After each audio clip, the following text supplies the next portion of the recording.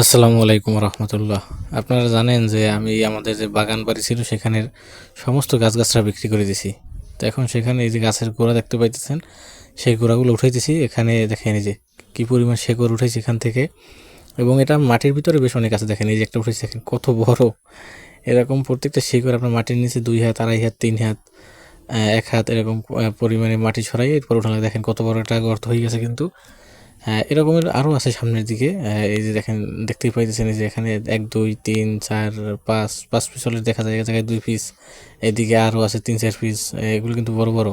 এটা একটু শুকনো আছে, এটা উঠেছে কষ্ট কম হবে। এগুলো যেগুলো কাঁচা সেগুলো উঠেছে একটু কষ্ট বেশিই হয়। তো এগুলো সব উঠেই ফেলানো হবে। এখান থেকে সুন্দর একটা পরিষ্কার জমি বের হবে আশা করা যায় ইনশাল্লাহ। এবং সেখানে একটা পানের বরজ করার আমরা চিন্তা ভাবনা করছি। বাকি আল্লাহ ভরসা, আল্লাহর ইচ্ছা। এই যে দেখতেছেন আমার কাজ করার শাবল, কোদাল, কুড়াল, দা সব কিছু এখানে আছে। তো এই গর্ত করে এখান থেকে এই পরিমাণ মাটি সরানো হয়েছে এবং এটা কিন্তু প্রায় উঠানোর পথে। আশা করা যায় এটা অল্পের ভিতরে উঠে যাবে। তো সবাই দোয়া করবেন।